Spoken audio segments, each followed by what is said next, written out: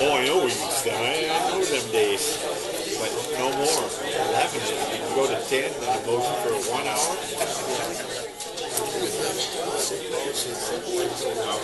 Okay, I'm going to call our meeting back to order.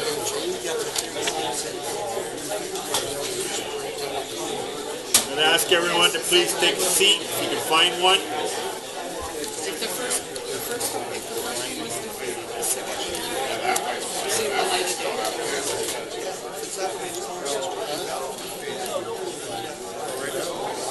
No, that would have stopped.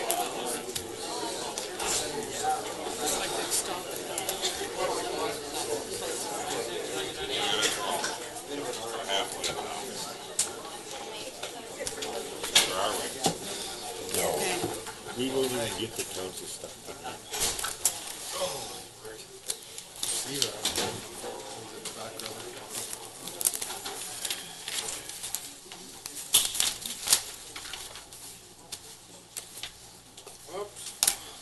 Okay, now we're going to watch a cartoon.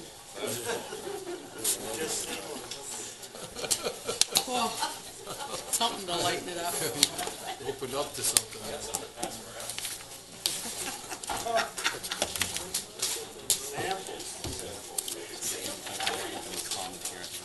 How you doing? Okay, we'll move now to the marijuana for medical purposes, the regulations there, the report on that. I'm going to turn it over to Steve here beside me for some opening comments. Steve? Thank you, Mr. Mayor, members of council, and ladies and gentlemen. Before Kim, our planner, begins her presentation, I want to make a clarification because I've received a number of phone calls and emails in the last number of days. There seems to be some confusion. Kim will go into some detail in terms of explaining that this is a zoning regulation town-wide. It is not specific to any one application, and in particular, I will say, not specific to CEN Biotech. So if you came here to speak about any particular application or current site, this is the wrong night. This is just about what are the rules and regulations, restrictions, protections we want to put in place to accommodate the new federal regime of medical marijuana and hemp production. So that's what we're here about tonight, and I'll now... There will be a meeting.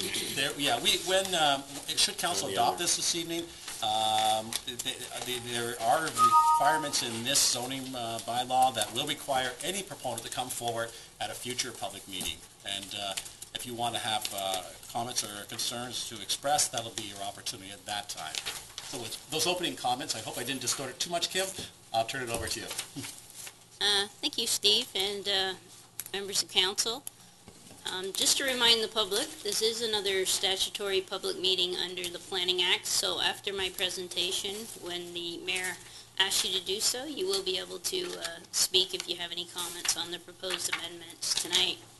So, as I mentioned, and as the mayor mentioned, this is a public meeting for the marijuana for medical purposes regulations, which is new, and the older industrial hemp regulations. The reason why we're also looking at the older industrial hemp regulations that came into place in 1998 is that we've had inquiries about producing both a medical marijuana in Lakeshore and also industrial hemp, which we currently, it's my understanding, we don't have any of those facilities in Lakeshore at the moment. Our current official plan and zoning bylaw do not specifically deal with medical marijuana facilities or industrial hemp production facilities. So the municipality is looking at initiating some town-initiated amendments or changes to our official plan policies and zoning bylaw, which help guide council and staff when an application comes in. Or a proposal comes in to permit a marijuana facility or industrial hemp operation.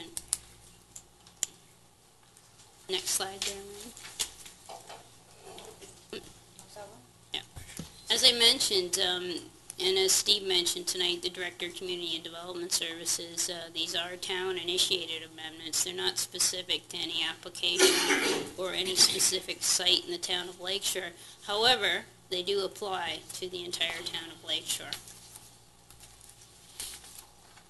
The purpose tonight is to present council with a number of proposed amendments to our OP and zoning bylaw, as I mentioned before, to address the new marijuana for medical purposes regulations, which came out April 1st, 2014 of this year, and the older industrial hemp regulations, which came out in 1998 under the Controlled Drugs and Substances Act. In terms of background, Health Canada allowed the commercial production of the industrial crop under a licensing system in 1998.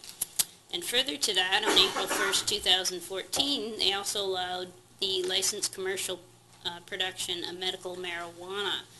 And under this new legislation, marijuana will now be supplied by licensed producers only, whereas under the old regulation, the supply could come from individuals and 4 licensed producers in Canada. Health Canada's aim was to move the medical marijuana production out of the private dwellings and into more secure facilities to address several health and safety concerns. This means the production was occurring in residential neighborhoods and was also occurring in residential dwellings or accessory buildings within those neighborhoods. So Health Canada's aim overall is to centralize and better monitor the production and quality control of medical marijuana. In terms of our official plan and zoning bylaw, how do these regulations relate? Well, the new medical marijuana for medical purposes regulations do not permit the production of medical marijuana now within residential dwellings.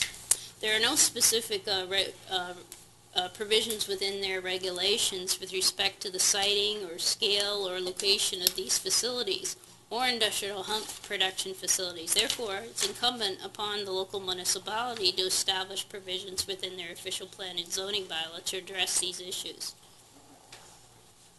The difference between hemp and marijuana basically is in its use. Hemp and marijuana both come from the same plant, which you may have heard of, the term cannabis. In all marijuana and almost hemp cultivars, there's a drug called delta-9 THC. You don't need to know the big name of it. I can't even pronounce it. That's why I'm saying THC. But that's the intoxicating ingredient in the plant that makes you high. It's produced naturally by that plant. The difference is that hemp must be 0.3% or less THC, while some marijuana cultivators are now over 25% THC in specific parts of the plant. They also grow in a different fashion. Hemp being close together, very tall plants. Hemp is a very similar crop to bamboo, if you know what bamboo is like, and marijuana is far apart to give a bushy plant. They use hemp, they use the cannabis stalk for seed and for textiles, papers, body care projects, detergents, plastics, and building materials, and there you can see some pictures of what hemp looks like. As you can see, it is a very tall plant. It looks very similar to bamboo. It's even higher than the gentleman in the field there. It has to be stored indoors because it can get wet, so you can see that the hay bales of hemp are stored there. Not hay, by the way, hemp. Marijuana refers to, obviously, the medical part of the plant for recreational spiritual use, which involves the smoking of the cannabis flowers. Where hemp deals with the cannabis stalk. Marijuana contains about 5%, 10% or more THC. That's the ingredient that makes you high. And what is it used for? Well, it's used to treat pain, multiple sclerosis, many seizure disorders like epilepsy, irritable bowel disorder or Crohn's disease, nausea from cancer or chemotherapy, nerve pain, HIV, Parkinson's, and post-traumatic stress disorder. And how may medical marijuana be utilized? It can be smoked, it can be vaporized, it can be eaten through cookies or candy, and it also can be taken as a liquid extract.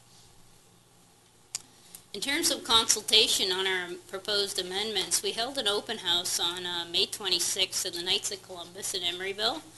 And overall, the public seemed supportive of the town's amendments to protect health and safety.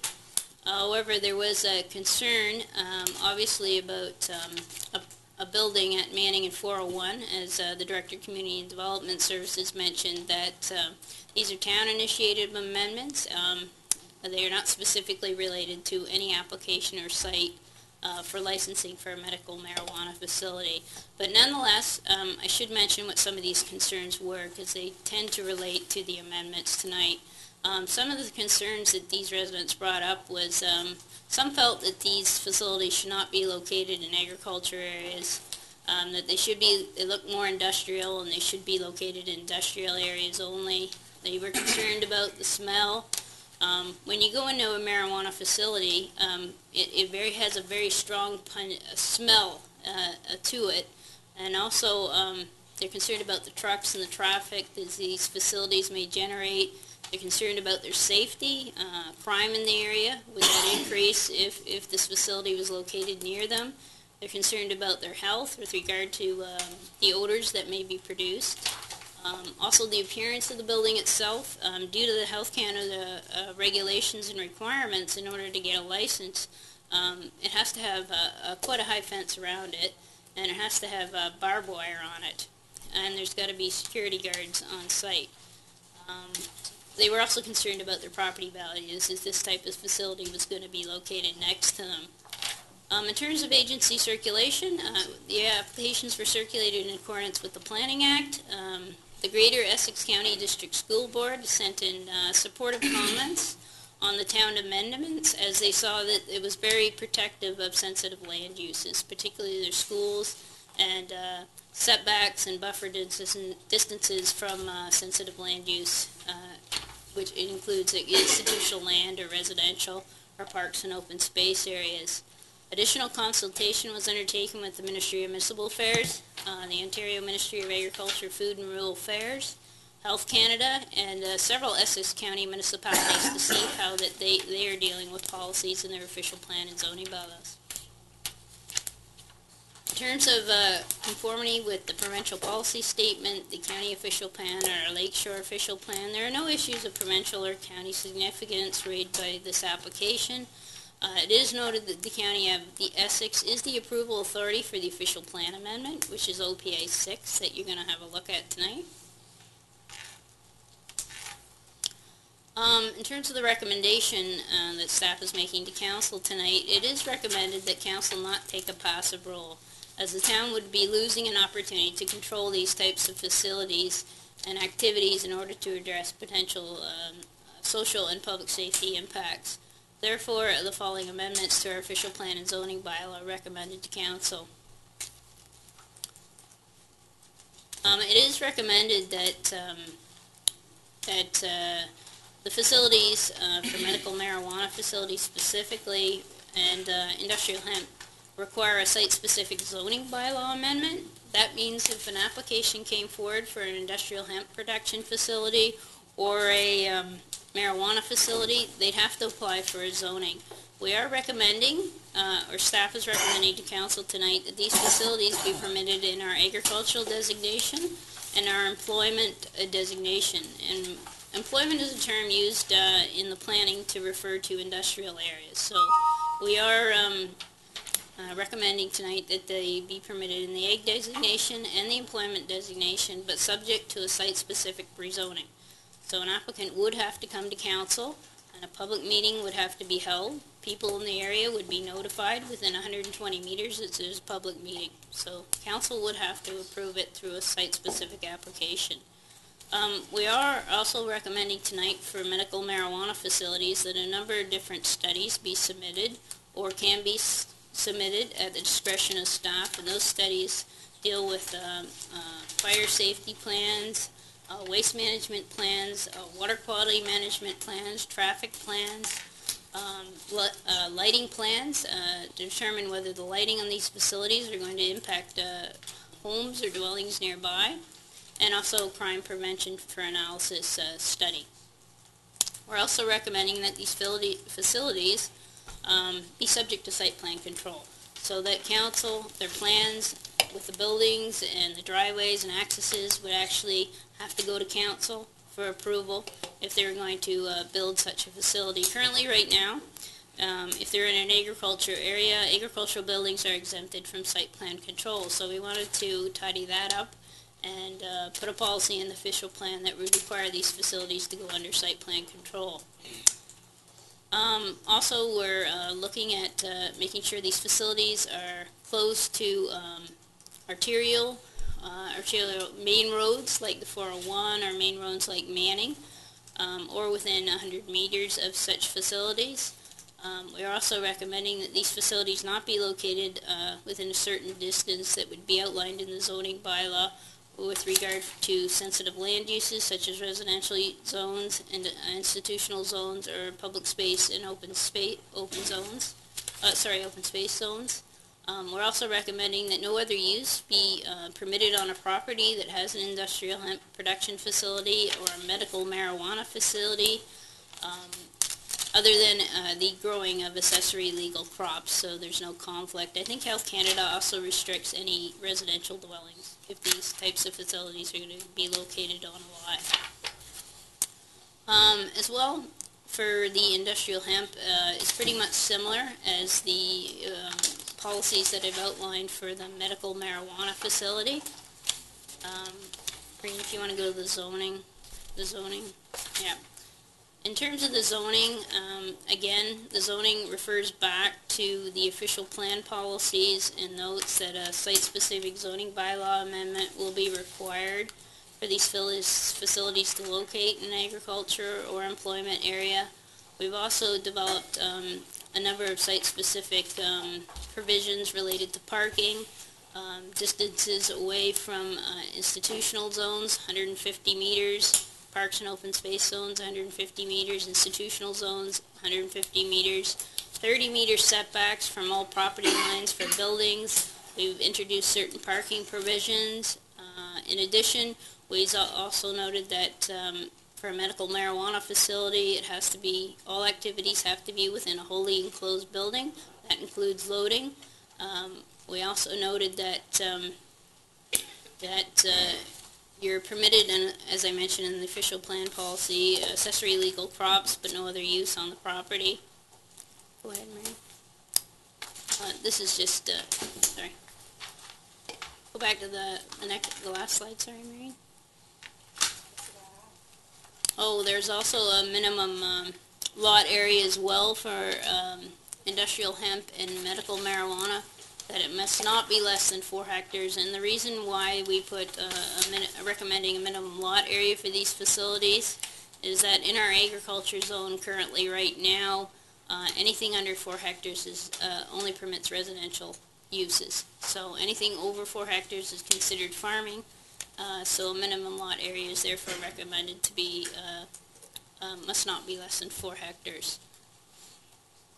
We also give relief for, I guess, security purposes, so that the building, for security purposes, can be located in the front yard. Okay, go ahead, Marie. Okay, that concludes my presentation, Your Worship. Okay, thank you, Kim. Right, since this is a public meeting, again, I would ask those who wish to speak, give your name, your address. I do have a list of pre-registered delegates who want to speak on this issue. I'll go through my list here, and then I'll open it up to any other members in the audience who wish to speak. So, first one on my list is Adam Reed. Adam?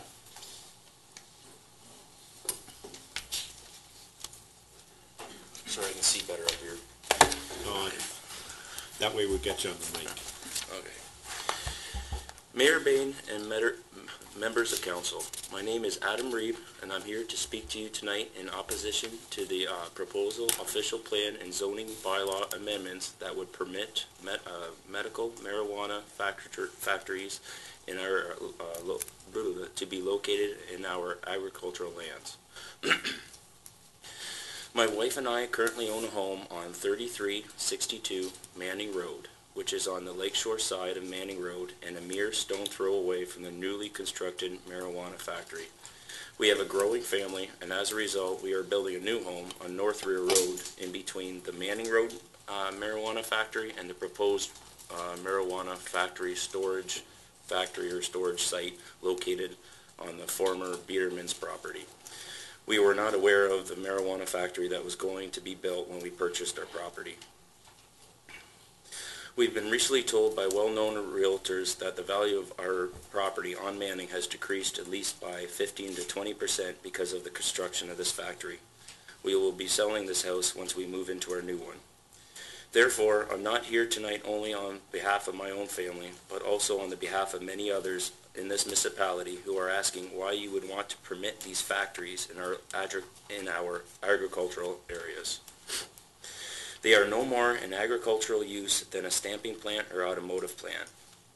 Other municipalities in this country, such as Tecumseh and the city of Windsor, only permit medical marijuana factories in their industrial zone lands.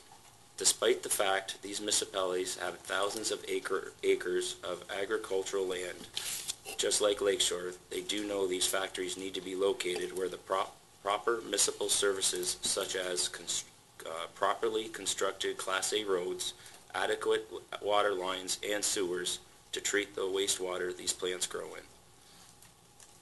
Razor wire fencing, 24-hour security guards, and heavy truck traffic is not uncommon in industrial park settings, while on the other hand, it is never seen in agricultural areas. From speaking with others that have experience with these factories, we also have serious concerns with respect to the air quality and strong odors that emanate from these factories that are also better dealt with in industrial areas where there are no homes to impact. To illustrate how out of place these factories are in farming areas, I've had many people ask me when the new prison next to me is opening. That's how out of place these factories are on agricultural lands. Even the city of Ottawa is in the process of amending the definition of agricultural use in its zoning bylaw to not include, and I quote, medical marijuana production faculties. I do realize there's a need in the community for these factories, and I am not opposed to them producing medical marijuana for those that require it for medical reasons. Myself and many others simply believe it should be located in industrial zone areas for the reasons I previously stated. Although I've been told the Manning Road factory will be discussed at a future meeting of council, it has been informed by the town officials that this entire faculty was permitted to be built by the town upon an issuance of a standard storage barn permit. How did this happen? I and many others want to know why this was permitted when every other business and resident in the town requires a detailed building permit application in order to get a building to construct anything larger than 10 by 10 square feet. For example, me and my wife were required to pay in excess of $14,000 for permits for our new home. I'm aware that some members of council are being pressured by foreign investors to proceed as quickly as possible with the approving of these amendments so that the existing marijuana grow-op can proceed and expand in the future. I want to remind council that many families will be strongly impacted, that I discussed by you on this issue. Families just like mine that have been here for generations.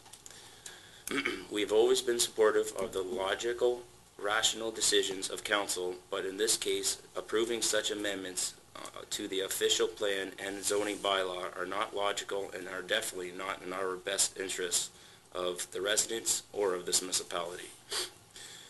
You were elected in part to protect the residents to make wise planning decisions in our best interests. To approve these amendments before you tonight is definitely not in our best interests and will negatively impact our lives here on into the future. You need to protect the citizens of this municipality by voting against these amendments and put these factories in industrial zone areas where they belong. Thank you.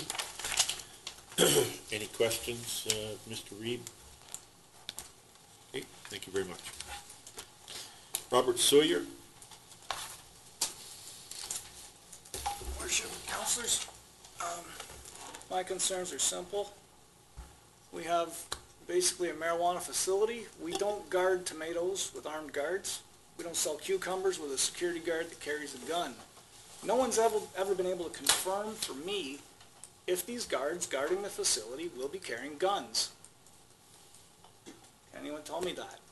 If they carry a gun, then I think the 150 meter setback is too little. We all know that we go hunting and we have to stay what? And there's a law right now, a rifle can't be fired, I think it's north of the 401, because the projectile travels too far. You know, we have houses that are, basically, back to the Manning Road issue, we have houses very close to these facilities, and if they're going to be guarded with armed guards, I think the 150 meters is way too shallow. I think we should be talking in terms of thousands of meters. 1,000 meters away from any residential home would be minimum. And let's face it, right on the bullet packages it says they're dangerous to 1.5 miles. So logically, we have to look at that and say, what is safe? What is a safe distance from someone with a weapon? Yes, we know the guards are trained. Are the criminals? We're talking about a product that's worth hundreds of thousands or millions of dollars at any given time, and the criminals don't care. They want it. It has a big street value. It's not like stealing a cucumber. This is serious, and there's people very close to these. So we need to make sure that these setbacks are large and will accommodate that. That's my number one concern. Aromas can travel. I haven't been able to guarantee me, no one's been able to guarantee me at the open house that these aromas would stay within the factory. There's no 100% guarantee. So if my wife hangs her laundry out on the line and it absorbs the aroma, the dogs at the border can smell it. And a customs guard has told us, if he smells that on your clothes, you will get pulled in. You will be subject to a frisk and an inspection of your vehicle and your person. So this is a real concern. My wife's American. I have friends that travel over to the border every day for work purpose. So these are real issues. You know, how far away should they be from people? No matter where they're located in Essex County. Those are my two big concerns. Thank you. Any questions of Mr. Sawyer? Steve? Of administration, is there an answer to this gentleman's question about the weapons? Does the government regulatory authority have requirements about security? Do we know the answer? They do have requirements about security, and there are some people in the audience tonight that might know about it, Mr. Bernie or Mr. Shaban, but I don't know myself. I know security's there. I'd be surprised if they weren't armed, but I can't really, I don't know. Well, you can arm the guards, you're still, the criminals come with weapons. As far as I know, guns are illegal in Canada. We have 2 retired Windsor police detectives, 33 years, 32 years on the job. They cannot get a permit to carry a weapon, and they were carrying them for 33 and 32 years. We will not have firearms on the facility. We will have an off-duty. So, excuse me, sir, you're answering questions with respect to a specific location. It's illegal to have guns. Well, it is, except that you see, does not mandate firearms on except that you see peace officers and law enforcement officials. This is a relatively new law. I'm trying to ascertain if anyone knows the facts of whether or not there is a requirement. The facts, there is. Sorry, could you identify yourself? Bill Shaban, President CEO of CEN Biotech. Okay. Health Canada does not mandate firearms on the facility, nor could they. Health Canada won't mandate a firearm for a criminal either. We're not going to get into an argument here, okay? He's trying to answer a question. I'm answering a question for you. Your Worship, Is he Mr. qualified to Shaban, answer it? this is untoward that I'm asking a question of administration and the proponent on a specific application is purporting to take the floor. I mean, I object on the grounds of order. I mean, I don't know on what, he hasn't come and identified himself. I don't know what his credentials are. That's what I'm saying. Is he Does anybody qualified from to answer my administration, question? excuse me for a second, does anybody Sorry, from administration have an answer to the question? No, I don't know Steve Bizarre. I don't, Councillor Bizarre. Okay? Any other questions? Len? And I've heard this, and whether we go industrial lands, both lands, or not, but the smell. Do we have any reports of the smell? No, I'm not, I know we are asking for a report, as part of the official plan policies that have to submit an odor ventilation plan. But, I'm assuming there is a smell associated with it. I don't know how it's controlled through ventilation and into the environment, and that's why administration is asking for a plan to be submitted when site plan control comes through. Then we know the details of it. But I guess if it's an agricultural area and it's near residences, there could be a smell problem. If the smell problem is still there in an industrial land, it wouldn't be as bothersome. So when I'm looking at where do I want to approve this, either both industrial and employment lands, or just employment lands, I guess I'd like to know, does it smell or doesn't it smell? So we don't have any reports on it. I can't answer that question. Okay, thank you. Yeah. Thank you. Other questions of Mr. Sawyer? Dave? Your Worship. Just on that one aspect, I had two, since I've been elected, I've had two grow ops busted in communities right here, right down the street from the OPP station. I had one right in a subdivision with the park, close to children. The neighbors never complained about the smell. That was one. But two was the safety. You have a house that's got windows, black bags on the windows and so forth. That should be a hint. You have notices on the door, papers collecting, that's a hint. Organized crime from Toronto came in, bought the two houses, from what I understand, or at least one of them. And that was their business, growing marijuana in a residential area, under the radar. Did they have guns? Well, probably. I read the reports. They probably had a lot of guns. We don't know what the impact of the illegal drugs are in our communities, next to our schools or down our street. But I haven't heard of very many grow ops run by the government, regulated, that have been robbed. I haven't heard of any. But that's the other issue. I understand. Okay, Al? Yeah, my concern is basically like Mr. Suya brought up a couple of points, and I'm not specifically looking at one. I'm looking at what we're looking at, our guidelines, and I think something should address, because what I see in our guidelines doesn't address either of these things. I think the aroma thing or the smell thing is very, very important, especially nowadays. They can get it off of fiber, and I'm not a pro at it, and obviously, I got a concern with guns too, but again, police officers carry guns all the time, so there's an argument there, but I think those are two legitimate concerns that we should look at, somewhere down the line. Okay, I just remind council members that we're gonna have our chance, this is the public's chance to put their comments in, and I've got a long list. Steve, I still have you, Sure. and then we'll go back to the public. And it's just apropos of Mr. Sawyer's comments. Kim, I don't know the sources. I thought I read, you had indicated where, when you came up with the policies, obviously, I'm imagining you didn't just pull these out of thin air and so on. So you got setback distances and so on from some source. I don't know if there's a municipal service, if there's consultation with other municipalities and so on, but it had never occurred to me the particular problem of an aroma drifting, and I'm wondering, is there an answer you can get to that question? There's no sense speculating if no one's going to know, but is there an area you can research, or do you know if this has been the subject matter of any of any content that you've read on any of the websites? Yes, it has been a subject matter, and discussed with several municipalities, and just to address the comment that Councillor Fazio mentioned that we don't have any guidelines dealing with it. Our official plan amendment does have guidelines. This is a new, these are new facilities in the town of Lakeshore and in several municipalities. We are proposing that when these facilities come forward, and when the first one comes forward, we'll definitely be more educated on these facilities. But right now, we haven't had one in the municipality, and I believe OPA 6, which is what we're proposing tonight, does require them to go under site plan control. Doesn't automatically allow them in an agriculture area or an industrial area. They have to put in a site-specific zoning.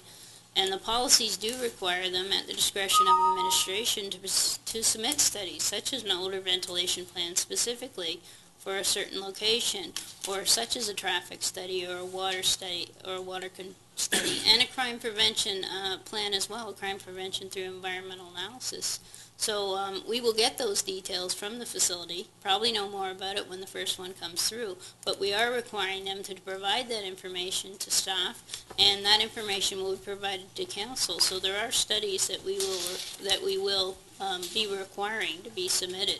And yes, to your answer, I have talked to several municipalities, not only in Ontario, but also throughout Canada, and several other municipalities have also required odor ventilation plans as well, because there is an odor booth within it, and there has to be ventilation within it, and has to go somewhere.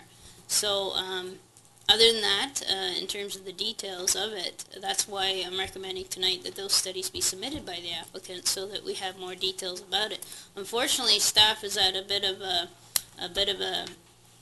quandary, and many of the planners in all the municipalities in Ontario and Canada are, when this came down, is that we didn't have any policies, no official plan policies or zoning bylaw to deal with this. Nonetheless, know what these facilities, how they operate, or even been to a medical marijuana facility. So yeah, I did a lot of research in Ontario, talking to both the Ministry of Municipal Affairs, OMAFRA, Health Canada, all the Essex County municipalities and municipalities in BC as well. And the setbacks and the provisions that came out, I have a comparison chart in the report that's attached to you, came out of research that they have both done, and also research that I had done. The 30-meter setback for the buildings actually came from a discussion with a BC municipality. The agriculture ministry there wouldn't support anything more than a 30-meter setback for medical marijuana facilities, and that's the maximum that they would support. The buffer distance from environmental zones, there's a comparison chart in the back. I recommended the maximum that the municipalities in Ontario have required. Most of the recommendations that I've recommended are the maxims that most of the municipalities have implemented in their municipality. Unfortunately, it is difficult for me to answer details about odor or Health Canada's regulations, as Health Canada is very communicates this information to the prospective licensee, but not to the municipality, and is reluctant to give a lot of this information at this point to the municipality. So that's why those studies are in OPA 6, so that at least we put them under site plan control. At least I can ask them for those details, and before council approves a rezoning for a facility, they can be satisfied that odor is being dealt with, it's not going to be a problem, crime is not going to be a problem in the area, etc., etc. Just one further follow-up. I don't have any familiarity with odor abatement practices, but are there quantitative measures that have ongoing monitoring and so on, or is it simply a X type of system needs to be installed at the outset of production? Like, do you understand what I mean? Is there a means? And I don't even know. That's what I'm asking you. Yeah. Do odor abatement policies have an ongoing monitoring and abatement or protocol that has to be met into the future, well, or is it just obviously if there's going to be some sort of emissions to the air, then the Ministry of Environment is going to want some sort of certificate of compliance approval as well that they would have to submit to the town. So it is regulated at a much higher level than the municipality. Obviously, council wants to know what that's about, but it is regulated at a higher authority. Like, if there's going to be some noxious odors submitted to the environment, obviously the Ministry of Environment is going to require some sort of environmental compliance approval.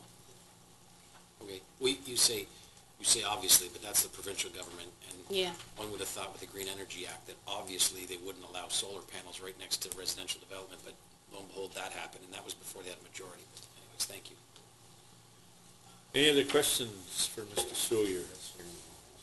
Okay, let's try to keep moving with these delegations here, because at 11 o'clock we're done, so we'd have to come back another day.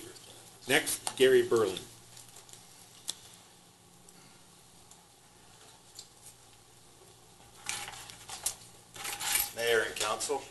Gary Burling, just here to represent my parents, Ed and Gloria Burling, who are located at 30 North Rear Road, which is about 20 meters from their property to the big blue buildings on Manning Road. They couldn't be here tonight, so they have a couple concerns. One, if I'm not mistaken, when they do these medical marijuana, is this not to grow it, do everything there, and on top of that, sell it? Is that what this is? Kim? Yeah, it's, people can't come there and buy marijuana. It's not retail. They have to do it through, obviously, the proper means dictated by Health Canada. No, I understand that, but they get the card and they can come to the facility with the card to buy it, can they not? That's not my understanding, no. No, it's very secure and very regulated by Health Canada. That's one thing you might want to check into, because that's not the story that we've told, so. What's that? It actually does, but that's fine. Well, Thank you, Mr. Mayor. No, in fact, I can assure council and members of the audience that you cannot go to the facility. You actually have to go through a medical practitioner, a doctor, who would give you a prescription. That prescription would go to the facility then under some secure means, some sort of secure courier would deliver it directly to the home in small amounts. okay, so the people don't go there at all? No. Okay. The other concern that they have is, my parents have lived there for 40 years now, and they put their blood, sweat, and tears into this house. We were all raised there. Our kids are being, go there on weekends and hang out. And it's very disappointing and heartbreaking to them to see the real estate value and what that's done to their house. Now, we're all going to sit here and say that, yeah, that place has no license to do anything right now, but, I mean, it's conceivable that it may happen. And putting a building like that is not a proper area residential. They're 20 meters from property line to the fence. Okay, we go there on the weekends with my kids. There's a dirt road. Hicks Farms is at the end of the road. We called it Jack's Road our whole life growing up. Rode our bikes up and down there. Our kids ride our bikes up and down there. They're the only people that were ever on that road were the OPP and Hicks Farms with their equipment. You go out there on any given weekends now, there's all kinds of traffic. People want to know what's going on. It's been going on since the day that they put the building up. It's not what people build their houses in an area where my parents they don't want to go anywhere. They've never wanted to go anywhere. By allowing these facilities to go into residential areas, you're killing people's dreams, what they work all their lives to do. It's not right. These are industrial areas, industrial factories that should be put in the proper areas. Not 20 meters, not 100 meters. These distances got to be, the other fellows who were up here brought up some good points that there is no answers for. There's a lot of questions that there is no answers for. And the only other question that they did want me to ask, the building that is on Manning Road, whatever it is for, if this bylaw is put into place, you guys vote on it tonight and say, yeah, we want to do 150 meters. That building that is there, do they need to follow by those codes, or are they grandfathered in? Kim? They would have to follow by these codes. They'd have to submit a zoning bylaw amendment and site plan application. And that would be evaluated against what council adopted, and it would be in full force and effect. So yes, they would have to abide by this. If they didn't meet the provisions, they'd have to apply for relief in front of council, and a public meeting you'd be circulated in a public meeting. That's all I needed to know. Thank you. And for some cases, questions. Steve? Just want to clarify for you, sir, that you may have been using the term residential in exchange for residents. The proposed regulations require 500 meters from any residential zone. right? So where the... No, I thought it was 150 meters. 150. Sorry, 150 meters any residential zone. So I want you to understand, this regulation specifically applies to, you must be zoned agriculture or zoned industrial. It cannot be zoned residential, but residential zone is not the same as a residence. Right? So Say that again? What is it then? a residential zone is not the same as a residence. So you're You saying... can have a house on a farm. That's Yeah. not a residential zone, that's an agricultural zone.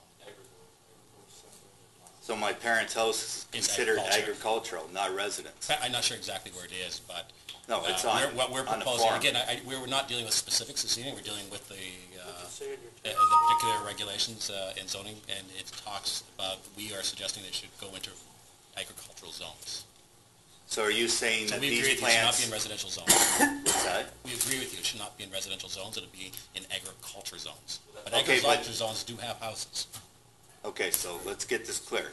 So is my parents' house a residence, or is it agricultural?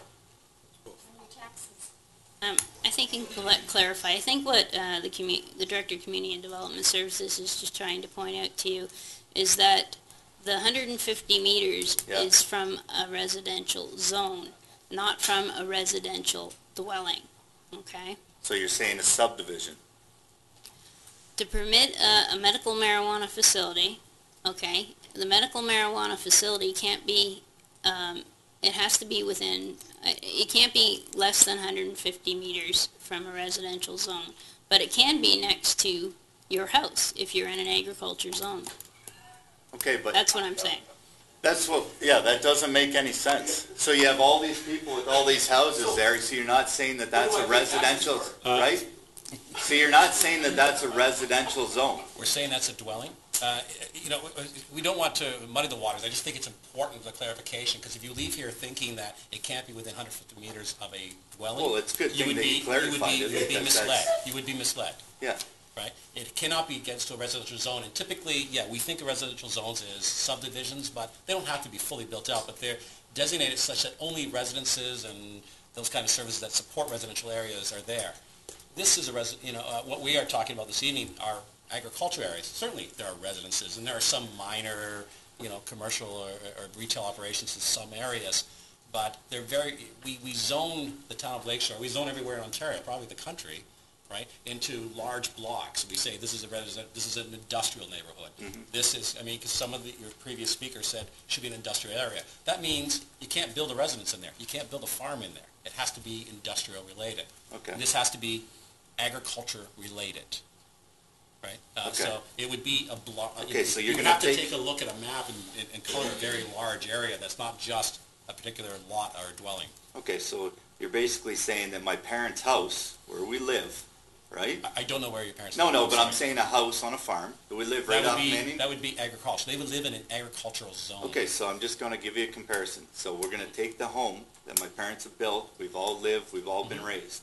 Even though it's on an agricultural land, it's still considered agriculture, a house. But you're going to take a plant that they're going to produce marijuana, hemp, whatever they're going to do. That's industrial, that's production. You're going to put it in agricultural and say that that's okay?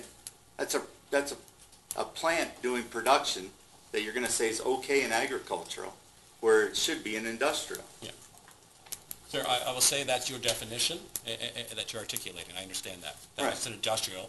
We as administration are suggesting that it is agricultural. I'm just saying that doesn't make, I just want to make the comparison. That what you're trying to say is take a plant, like a production, If it's agriculture related, Right. that is what we are saying. either or, it's still producing it, it's still packaging, it's still doing all that. Same thing you do in an industrial plant. It's okay to put that on the farm, but putting a house on the farm, that doesn't count as residential. That's ridiculous. It's utterly ridiculous. Sir, I'm not trying to mislead. I'm trying to inform you. Steve? Listen, I have a question of our legal counsel, but Let's hold those. We've got a lot of- it's apropos of, I don't want this gentleman leaving with another false impression. And it has to do with our limited authority. We don't run an empire. We don't just get to dictate what everyone in the municipality does. We're subject to the OMB and provincial policy and provincial law. There's things we can't preclude. There's things we simply can't preclude. And apropos of that, this gentleman was left with the impression that if we pass these amendments, or these amendments to the zoning bylaws, that any current applicant who's already constructed a business or is partially along the way of the application process would automatically, retroactively be included potentially on the strength of these. And I know that, Kim, you indicated they would have to apply for relief, but it's true also that it's not, you can't enact a law retroactively precluding an existing or a largely progressed development. That wouldn't fly very well in the OMB, by and large. There's exceptions to that, but I don't want everyone leaving here with the impression that, well, this is going to preclude any particular applicant because they're not in compliance with these zoning bylaws. This is after the fact, and this is the dilemma that faces every municipality, which is why the need to try and have some zoning regulation created as promptly as possible.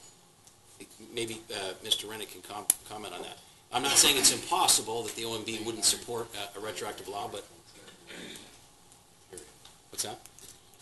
Jim?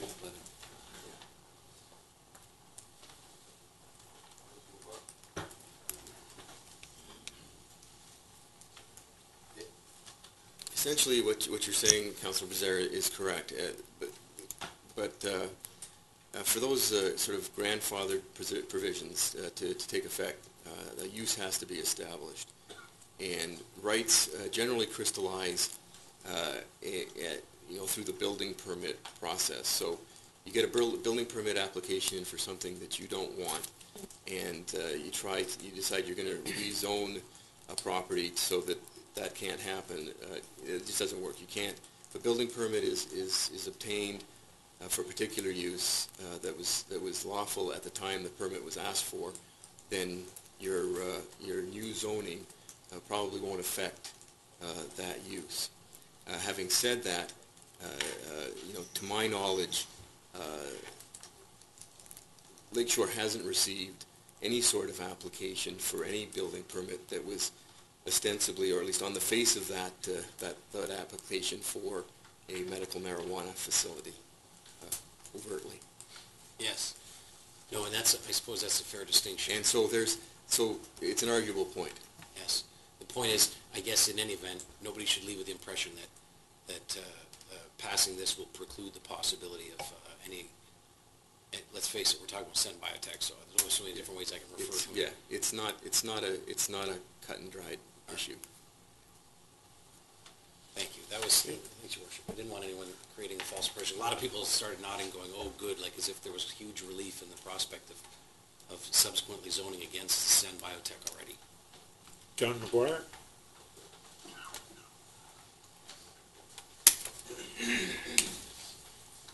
Good evening. The bylaws affecting the distances from the buildings and the smells. You can't contain smells. There are no filters out there. And most places, like greenhouses, have leach ponds and tanks for storage. When they drain the facilities, they pump it back in and reuse it for their fertilizer. Now, all those tanks have vents on them. There's no containing that. They have that problem out in Leamington. That's why when they build greenhouses, they buy the houses around them. The other problem is anything that's built that needs that much security, where he's got 2 retired police officers, an off-duty cop, a bunch of cameras outside, double fences, concrete floors, dog runs, and everything else, it needs to be further from houses than 150 meters. I don't feel safe being anywhere near one, and I wouldn't want my family in jeopardy. Anybody crazy enough to try and get into the place, and obviously there is a problem with it, otherwise there wouldn't be that much security with it, was unstable enough to break into your house, hold you as hostage, put your family at jeopardy.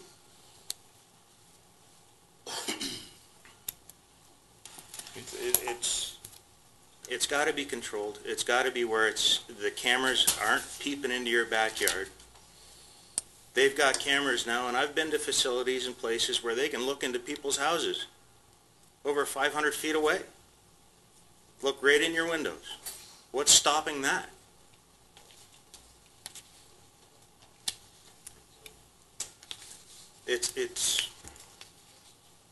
It's a chemical facility that makes pills. And it should be in an industrial zone. Jameson makes pills. They make pills all the time, but they don't have any security like this. There's no need for it. They're in an industrial zone.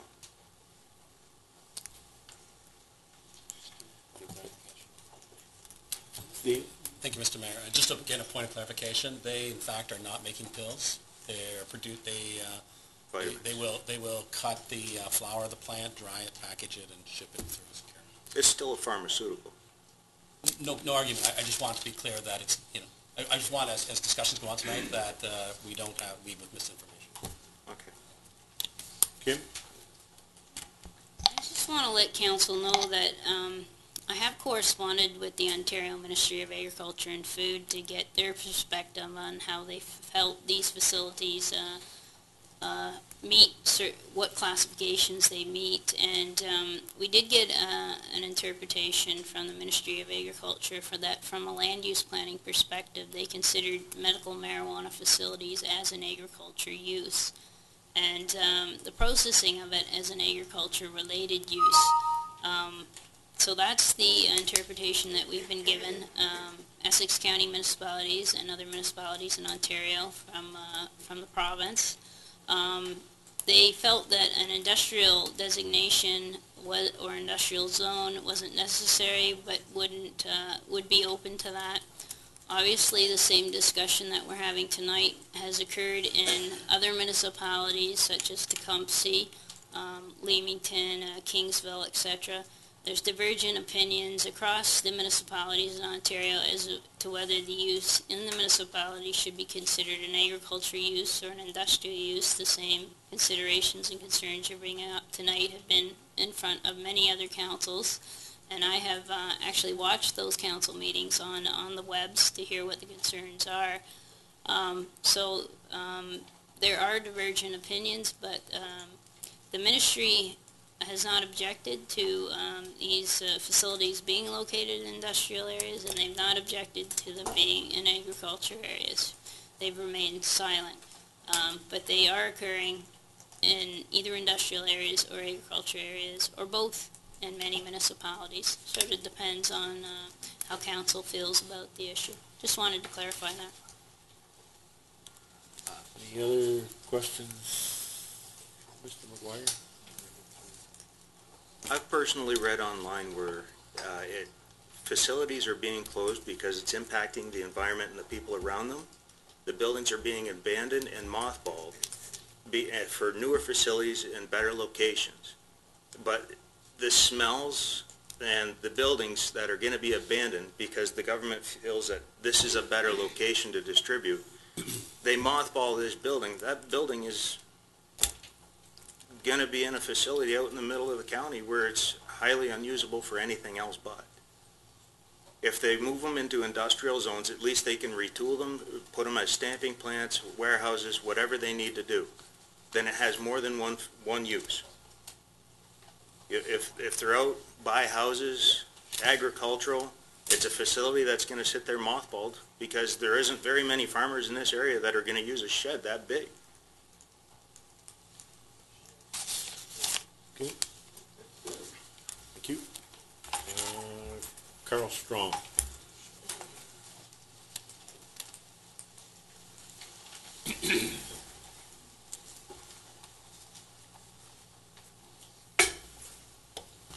Good evening, Your Worship, members of council. I have a large property and I have an industrial building on an agricultural site. A few of the setbacks and whatnot that I seen coming about. Just wanted to ask a few questions about them on how you got them. And because I have been looking at this application to do this on my facility. Like the 30-meter setback from property lines. That you said, I guess I did hear, you could go to relief after if you didn't comply with that. Because the building's already there. I can't move it 10 meters. Another thing was, I'm trying to read this properly. I know that the building, you can only do one thing in the building that you're gonna grow the marijuana in. That is it. But the rest of my property, can I continue to run the rest of my business on the rest of that property after that's fenced off and taken out of the equation? Or does that read, I can't do anything on the property? Or is it just that building where you can only do one thing? Define that a little better for us. Yeah, what we're proposing right now, like I mentioned, this isn't for any specific property. Like any zoning bylaw or official plan, there's policies in there that obviously don't meet specific sites. And the Planning Act in Ontario allows the official plan or zoning bylaw to be amended at any time through proper application, and council and administration will look at your request in your site on a site-specific basis. But we have to have a starting point, and the starting point, as I hear from tonight, is several residents are concerned about the health and safety, the look, that type of thing. If we require a site-specific zoning bylaw amendment, then administration and council are able to look at these sites specifically. For your building, Mr. Strong, I don't think you have a house that close to your building, do you? So that would be justification for reducing the 30-meter setback. But we have to start somewhere, and obviously there's a lot of site-specific circumstances, and doing a rezoning, each time a facility comes forward, we're able to have a look to see what the impact would be to the residents. But we have to start somewhere. And that 30-meter setback came from a lot of discussions I had with several municipalities in Ontario, and the interpretation of the Ministry of Agriculture in terms of what they considered that to be, whether it was a farm use or not a farm use. In Ontario, the Ontario Ministry of Agriculture and Food deems it an agriculture use. Very similar to greenhouses, or very similar to wineries and things like that. Okay? Yep.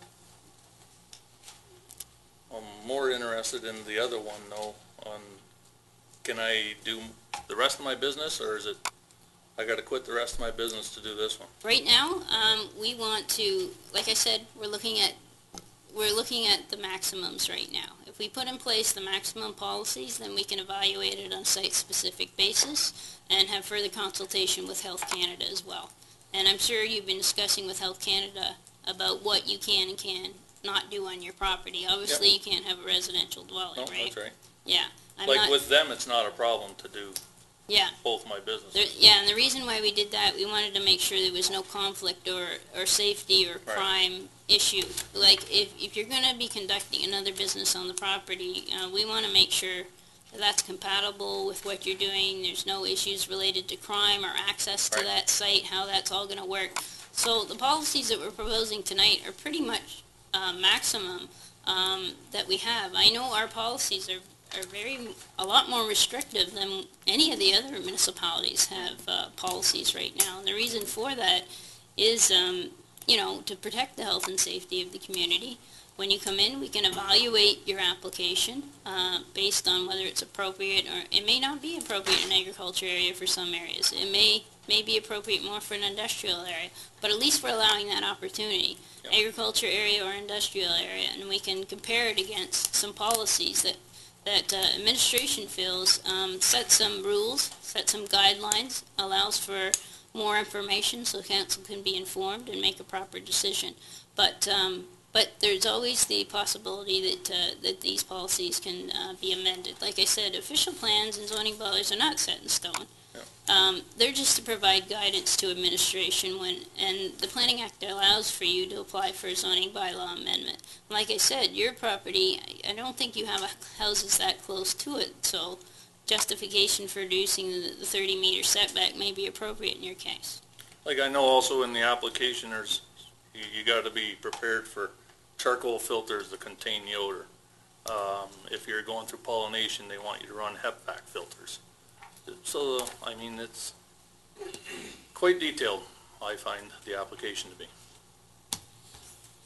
Any questions of Mr. Strong? Okay, thank you. Okay, next speaker is Tim Shaban.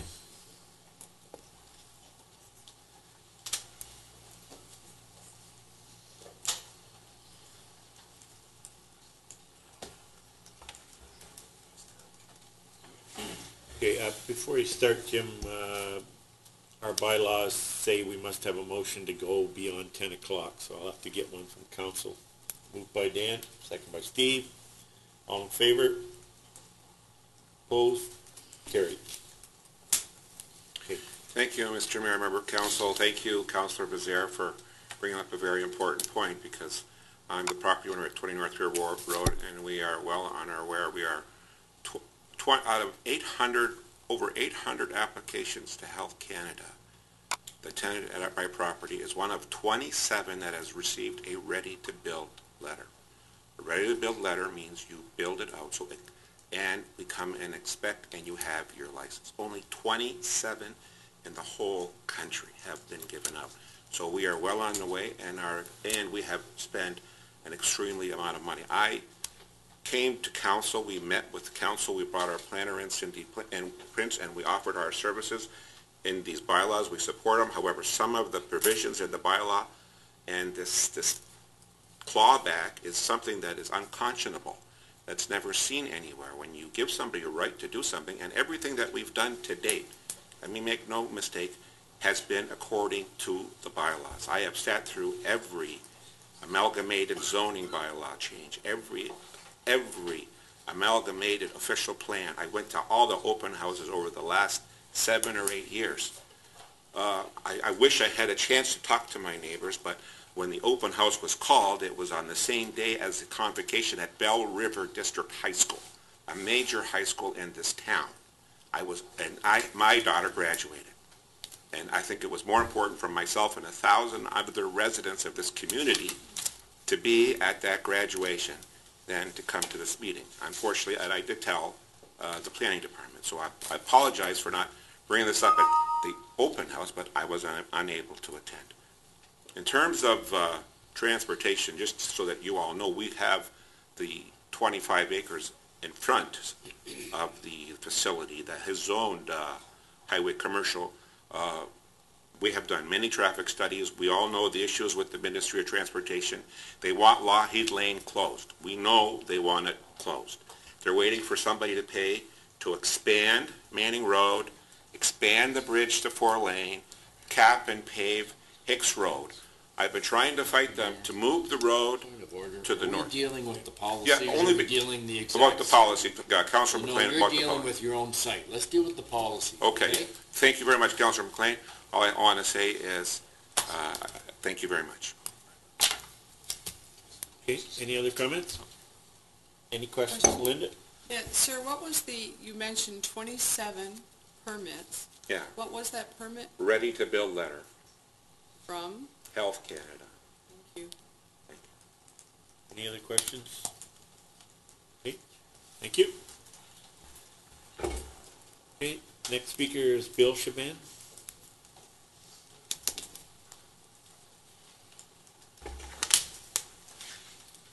Good evening. I'm Bill Shaban. I'm the president and CEO of CEN Biotech. I've been a Lakeshore resident since 1998. I chose Lakeshore for obvious reasons, because it was my cousin Jim's property, but also because Lakeshore approached Jim about putting a medical marijuana facility on his land. I'm a licensed attorney in the U.S. and Canada. Point of order, can we get that clarified? Who approached? Who approached? Yeah, who approached you to put it on? Jim? Jim? Yes. Who called you from Lakeshore about possibly putting a medical marijuana facility on your land? I was told it was a viable location. Who called you? Administration.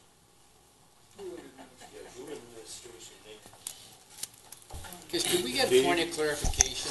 Like the permit that's been given, the construction that's been on site, the permit for the building was given as what? Can we get that from administration?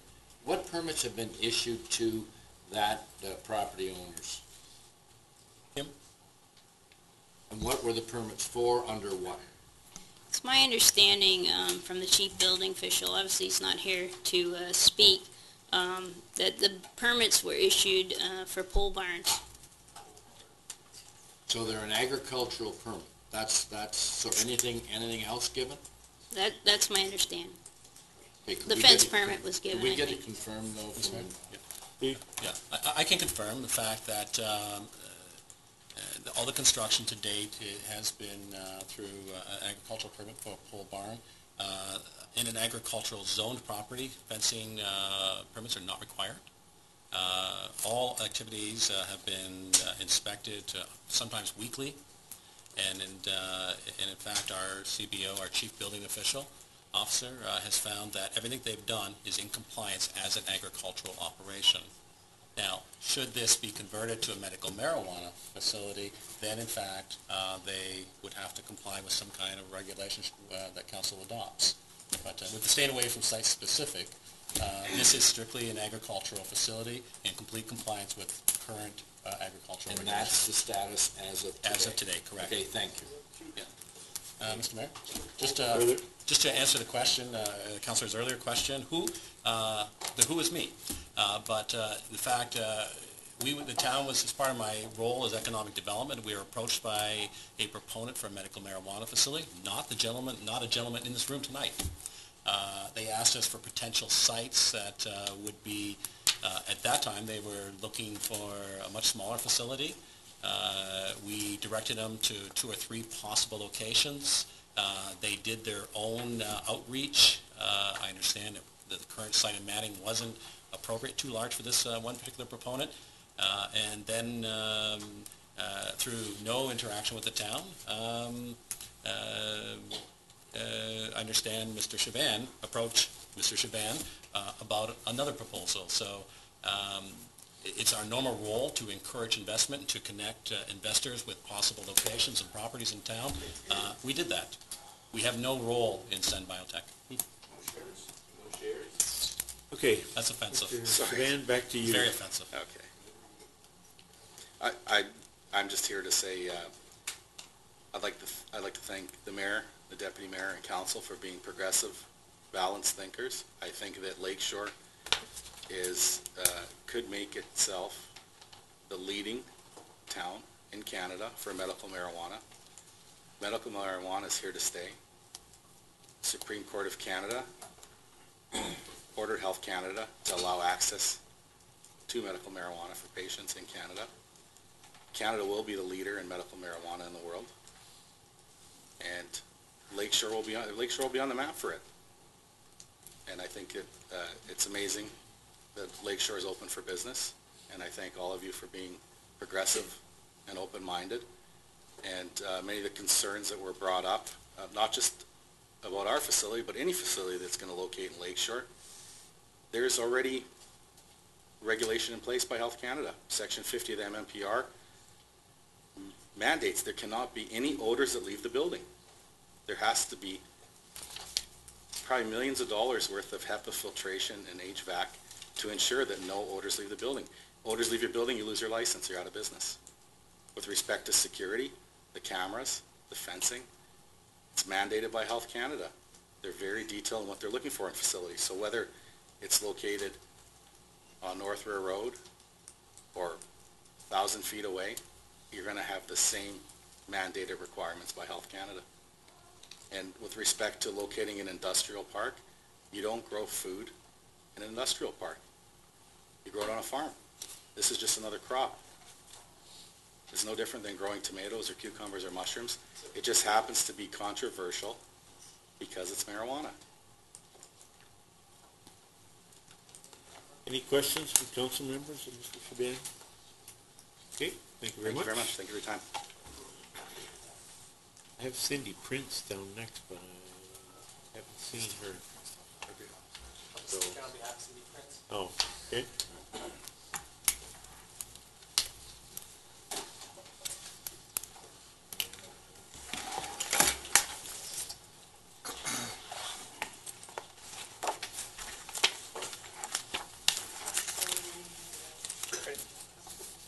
Oh, they have their hand up.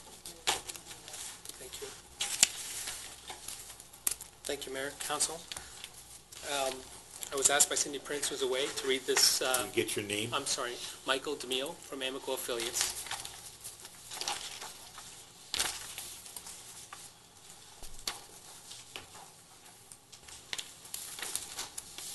Thank you for the opportunity to review the proposed amendments to the Town Lakeshore Official Plan and Zoning Bylaw for the purpose of introducing specific policies and regulations pertaining to medical marijuana facilities. Cindy was unable to attend the public meeting this evening, but had asked that I make comment to read into the records. I will have representatives available to do so. The draft official plan amendment. I offer the following comments regarding the draft official plan amendment. Number 1, in item 1, the last sentence of the first paragraph seems confusing. Why would you require a site-specific zoning bylaw amendment if you're going to do so? At the very best, I believe that the policy should clearly articulate the circumstances under which an application would be approved by the town. For example, I believe it would be more effective if there was a policy stated that in the site meetings the following criteria would be supported by the municipalities. Your list of the items that are to accompany the application are all things that are to be submitted to the federal government for approval. Is it your intention to have the municipality review the same material and approve it, or is it your intention to rely upon approval of the federal government? If it is the latter, which I would suggest, then perhaps it could be read that confirmation from the federal government is to be provided, confirming that all the requirements of the legislation have been met. As we have discussed, there are things that a proponent would not be at liberty to share with the municipality. On occasion, in the documents you refer to the use of the production facility. We do not refer to corn or wheat farms as production facilities. Also, we do not refer to greenhouses as flower or vegetable production facilities. Mushroom farms are not referred to as mushroom production facilities. I would encourage the use of farm in the description of the use, as are other uses that grow crop.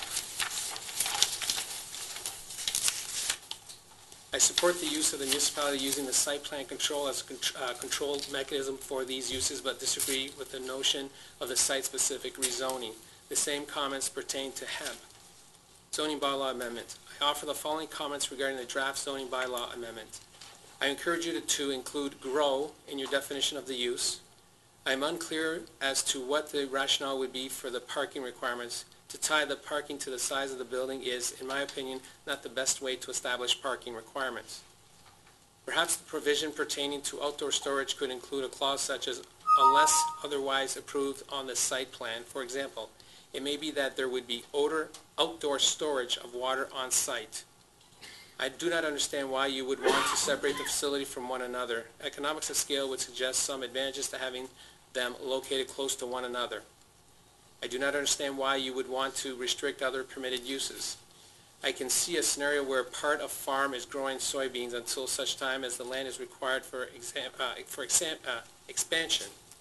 A 30-meter setback is excessive. As we discussed, I recommend a component approach to setbacks such like is done with mushroom farms. Do so is an acknowledgement that some aspects of the operation could have more external impact than others. Requiring all use associated with the operation to be indoors could benefit from more specific wording. For example, parking, stormwater management, security aspects may logically be outside of the building. As initially suggested, I'd be pleased to sit with Cindy to discuss how the team might effectively establish regulations for this type of use. Cindy has also noticed at the open house that the residents had some information that is not completely correct. With respect, I would ask that the matter be deferred and that we would be provided an opportunity to sit with the town's current proponent to discuss regulations that would effectively achieve the town's goal.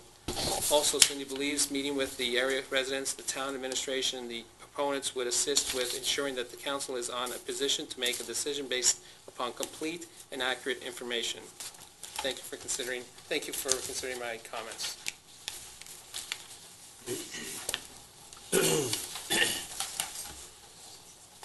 Kim, did you want to respond to any did you get a copy of the... Sure, I'll respond to some comments that he's made. With respect to requiring a site-specific zoning on the property, we felt it was important because rather than to let these uses go outright in an agriculture area or into an employment area, we felt that all agriculture areas, employment areas, might not be suitable. We wanted council to have an opportunity to evaluate that on a site-specific basis. We also wanted the public the opportunity to be notified of a potential facility coming into their area and have another opportunity to voice their current concerns site-specifically.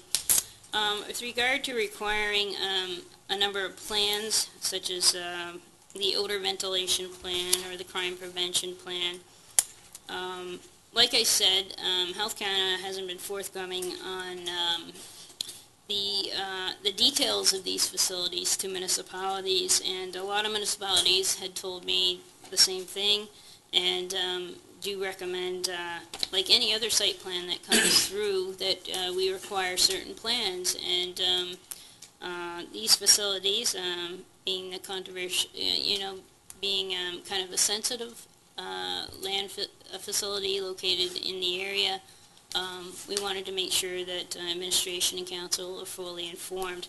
Having a clause in there saying that a sign-off from Health Canada is fine, but I don't know whether that gives administration or council, the local municipality, or even the public the confidence that everything's a-okay. I don't see, if you've had to, if you have this information, I don't see why it would be a problem to put that information together so that it can be part of the public record and for council to see. In terms of calling it a farm, I talked to a lot of municipalities about this, and there's a lot of debate as to whether they consider it an agriculture use or whether they consider it an industrial use. I really don't see the issue of the difference of calling it a facility. I see why you want to call it a farm use or a farm, or give that connotation to it. But many of the municipalities haven't even attached the word farm to a medical marijuana facility in their definitions that I reviewed. With regard to the zoning bylaw, I'm glad to see that you support site plan approval. Obviously, the greenhouses in Leamington go through site plan approval. All the municipalities I reviewed did have some sort of parking requirement, and all the parking requirement was tied to the construction, the gross floor area of a building. The parking requirement that we're proposing is I think it's a fair parking requirement based on the use and the research that I've done. It's not overly excessive requiring parking for you. You are going to have people on site and workers and employees, so there has to be obviously some sort of parking requirement, and I don't think the parking requirement that we're proposing is excessive. I think even our warehouse parking requirement's more excessive than this. In terms of outdoor storage on the property, be tied to the site plan agreement, I think that's a fair comment, rather than just prohibiting it. But I think that's something that we might be able to look at if council was interested in looking at. I think it's a fair comment. There might be, at the time of drafting this bylaw, I wasn't aware of what we haven't been given a lot of details on what the outdoor storage requirements are for these facilities, so I think it's definitely a fair comment there. With regard to prohibiting the other uses on the property, I think when I was talking to a lot of the other planners in the municipality, they were concerned about given the security requirements that you have for the medical marijuana facility, we were concerned about how that works, because nobody can just drive up there and get into the facility, right? So, and we were also concerned about the compatibility of that type of facility with the use that may be operating there as well. So, allowing a site-specific rezoning allows us to have a look at that. It is something that's flexible, but something we definitely would like to further take a look at. The 30 meters, you saying it's excessive? Yeah, probably. It is very restrictive, but it is a setback that has been implemented in many provinces with regard to marijuana facilities. A lot of debate when I was listening to a lot of the council meetings, went back and forth as to what an appropriate setback for these facilities are. Like I said, it is excessive. The Ministry of Agriculture obviously dictates it as a crop, an agriculture use, very similar to greenhouses, but it is a controlled substance. Okay, it's a little different from corn or beans or something like that. You don't see a barbed wire fence around corn or beans. So we started out with a 30-meter setback, and I do agree it might be excessive, but it gives us an opportunity to take a look at what your development is. Like I said, with Mr. Strong's facility, whether there's a house nearby, then we can take a look at whether that relief should be implemented or not. Based on the comments tonight, I can see that the public doesn't even really feel that 30 meters is enough from residential dwellings, so that's why it's been recommended tonight. I appreciate the comments and the review of our zoning bylaw. Thank you. Okay. Any questions from council? Okay. Next speaker, Mr. Joe Burney.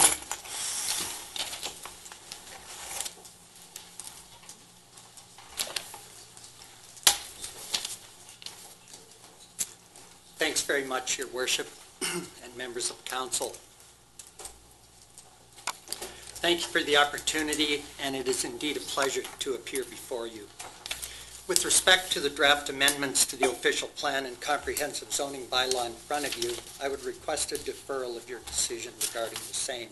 As you can hear from tonight, there's a lot of people with a lot of questions, and certainly we want them to have the answers that they require. And from our perspective, there's a lot of input that we're looking to have through Cindy Prince and through your planning department, who've been very cooperative.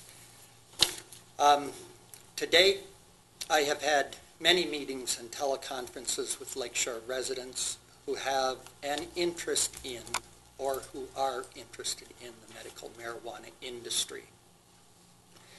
To this end, I am pleased to report that as discussed with many of them, we will be holding an information session and open house in the near future, tentatively in the month of August.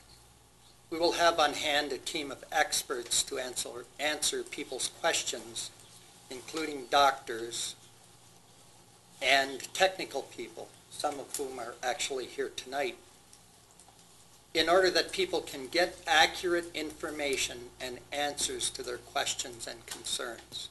The odor question came up, as Bill said.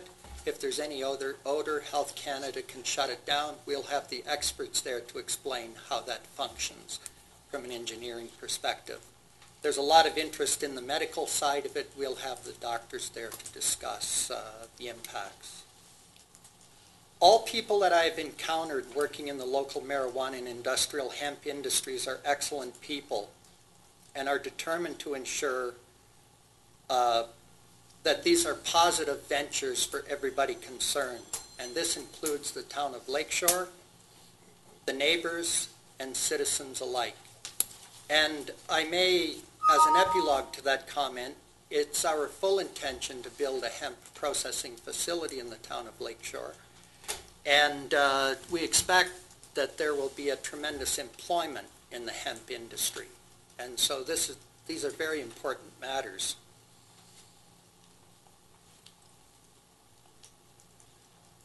With reference to the draft amendments before you, I would like to make a few comments.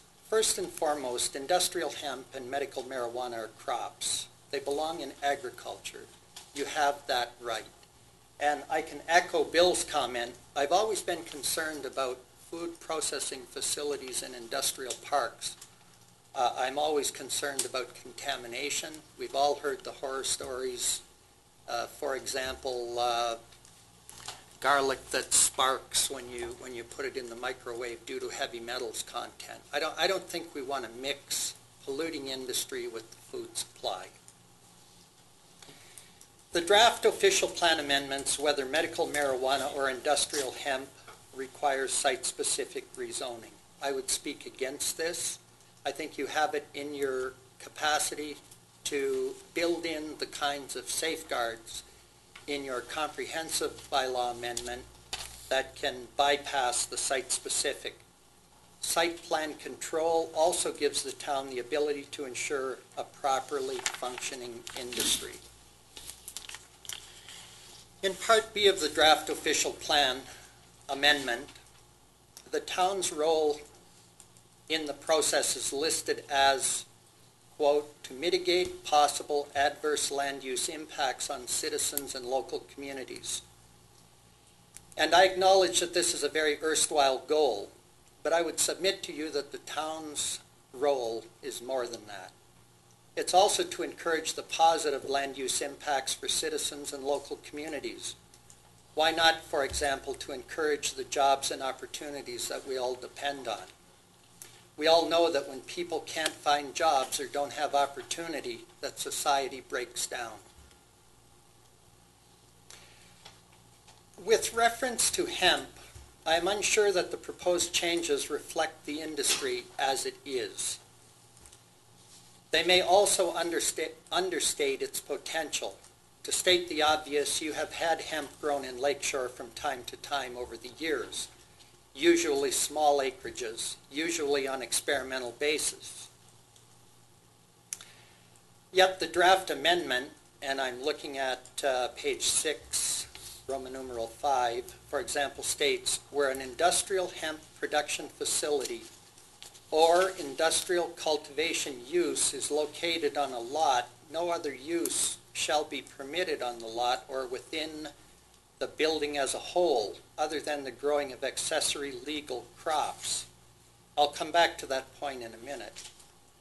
The zoning bylaw amendment goes on to define an industrial hemp production facility as any land, it's very important, building or structure licensed and/or authorized to cultivate, import, export, process, sell, provide, test for viability, possess, and/or produce a derivative or product of industrial hemp as defined in Section 1 of the Industrial Hemp Regulations.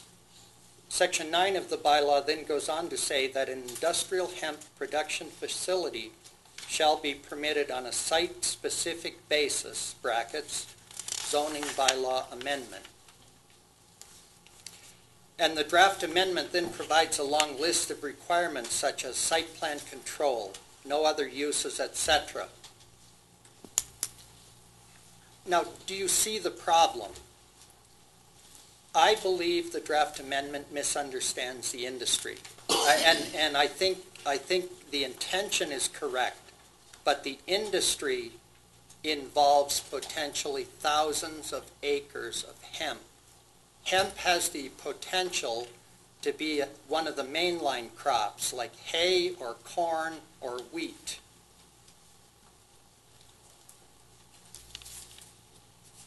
And there's bound to be all levels of activity in the hemp industry.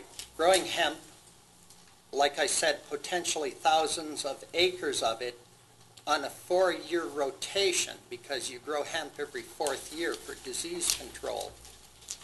So if you're looking at 20,000 acres of hemp, you need 80,000 acres to produce that 20,000 on an annual basis. And what you're looking at is combining grain hemp, the same way you combine wheat or anything else, on-farm storage of hemp grain, cleaning hemp for seed production as certified seed. Some of us are certified seed producers, and I think there's a great deal of opportunity there, especially if you have the intellectual property on the better varieties, because there's very little seed around. Milling hemp, growing hemp for fiber, baling hemp, as was indicated, storage of literally thousands of bales of hemp, retting and decortication of hemp. And we haven't even gotten to a discussion on processing or manufacturing of hemp products.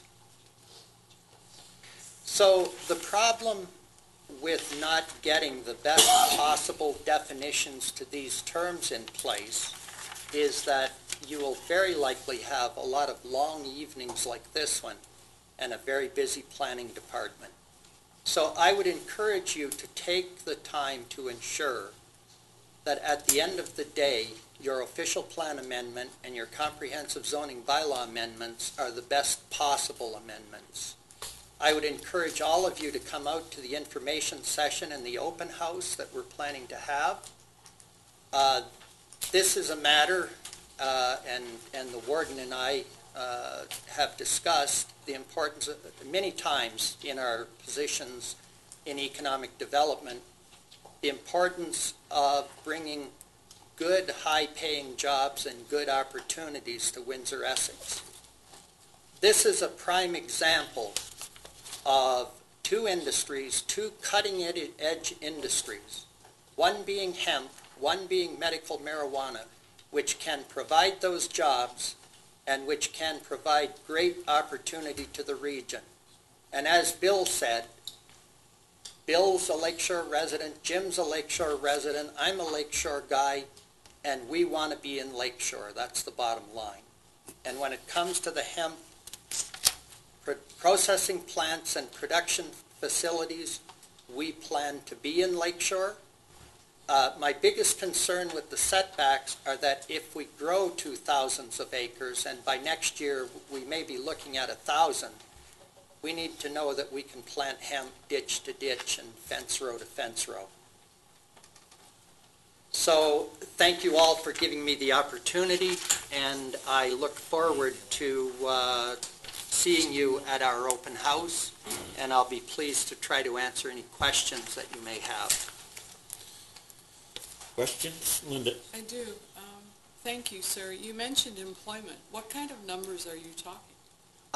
In the hemp industry, I believe that within 5 years, if we work in an intelligent way and forthright, that there's the potential for toward 2,000 jobs. And the facility that we're pretending doesn't exist, how many will that employ? Well, in that facility, and I think Mike Colasanti is here, Mike will be one of the head growers, and Mike is determined to have very few people in the growing facility. But the overall potential in the medical marijuana industry, off-site teleconferencing centers, and we need salespeople and we need educational people, we're estimating that between 1,000 and 2,000 jobs. You didn't answer me, though, about this site. Oh, this specific site? Yes. I don't think we have numbers at this time. Do we, Bill? It depends on Mike's process and engineers. Right. What we're looking at through you, Mr. Mayor, what we're looking at is trying to minimize the interaction with the plants themselves, because any importation of human beings to the growing sites risks the potential of importing disease. This is medical marijuana which is being grown under lab conditions. This is a laboratory. Thank you. Any other questions? Dave? Or you left out biofuel. You can make a lot of biofuel hemp. Right. Through you, Mr. Chairman. That's an excellent point, Dave, and thank you very much for bringing it up. And one of the concerns with this purification in terms of use, in other words, ensuring the purity of use of a particular property, not mixing uses, is this. Hemp is one of the real hot commodities in the horse industry. And, you know, as livestock feed, hemp and livestock go together. The energy sector, too. Absolutely, Dave. Make cheap fuel from... There's virtually unlimited potential there. You're absolutely right. Okay, any other questions? No? Okay, thank you, Joe. Thanks kindly, Mr. Mayor. Okay, that's the end of my list I have here, so now I'll open it to members, any other members of the public who wish to make comments on this. I'll just get people I haven't heard from. My name is Bernard Collins. I live on King Louis Street. Will their vehicles be licensed as farm vehicles through the MTO? Or how would their vehicles be licensed?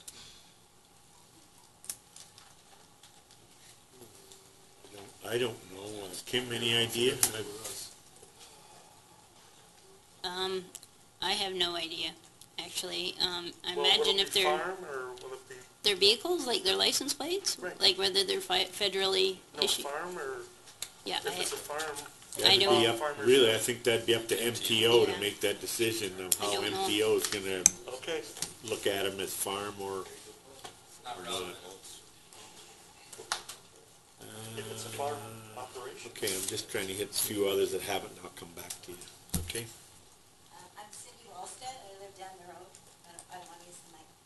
So what you're deciding tonight is, are you going to put this in an agricultural or an industrial park? Is that what this whole thing is about tonight? Or both? Both. So that means that anyone then who has agricultural land can get a permit for a pole barn, put it up, put up all that fencing and all that wiring, and then come back to you with a site-specific plan saying, you know, this is what I'm gonna do, and because we don't even know, like we keep saying, we don't know if there's gonna be smell, we don't know if there's gonna be people shooting, and I'm just saying, is that what we're deciding tonight? What is exactly are you deciding? Where to put it? Agricultural or industrial, or both? That's what my question is. Yes. I guess my answer to that is yes. So you'll decide and then you can do it either place. Well, and then you'll have to get Health Canada approval. I mean, they're the main player in the game. Okay, so I guess my biggest question then is, how did all this stuff get built without knowing all these answers? How did they build all that stuff? Go down the road and see what they built. But you don't have answers. You don't know if there's going to be smells, and you don't know if there's going to be, safety concerns. Now there's going to be hemp grown there, and thousands of people working. I'm confused. Steve, you gonna answer that I question? can answer. I'll give it a whirl too. Regrettably, the same way that Mr. Mullins was allowed to put up industrial solar panels in a residential subdivision. We're not an empire. We incrementally and very carefully is how this came to pass, not contravening a single area of municipal jurisdiction or authority. That's the reality. Our hands we don't have, listen, we hear the same things that all of you do. We read the internet chats. I get comments sent to me from all kinds of people that have seen all kinds of things anecdotally, that have heard Mr. Shaban, one of them, make all manner of pronouncements to rooms of people, a conference somewhere in North America, or bold statements. We don't have investigative powers. We're not allowed to go and compel private citizens to disclose every single one of their intentions. Our jurisdiction is to ensure that they not contravene any one of our bylaws, our zoning provisions, and so on. I think you've heard one of the reasons, if it appears though this municipality is caught flat-footed, no more so than any other municipality in Ontario. Same with the Green Energy Act. How did all of the wind turbines get built in farmland? Hell, they proposed them in the lake, and the provincial government tied our hands. There was not a thing we could do. It's not like we're not also citizens. We don't also wonder these things, but our power is limited. And so Health Canada makes these regulations, and it's now for us, and that's the point of this exercise, is to try to make sense of what our regulatory authority is and exercise it as responsibly as possible. I don't mind telling you, I'm a little conflicted about the only thing I've learned today is that I don't know nearly enough to make any decision tonight on this. There is not a ridiculous question yet. I have the same question about crossing the border and about a dog smelling. I don't mind telling you, I don't put my clothes on the line, but nonetheless, that's a very fair comment. A fair comment about guns being discharged and setbacks.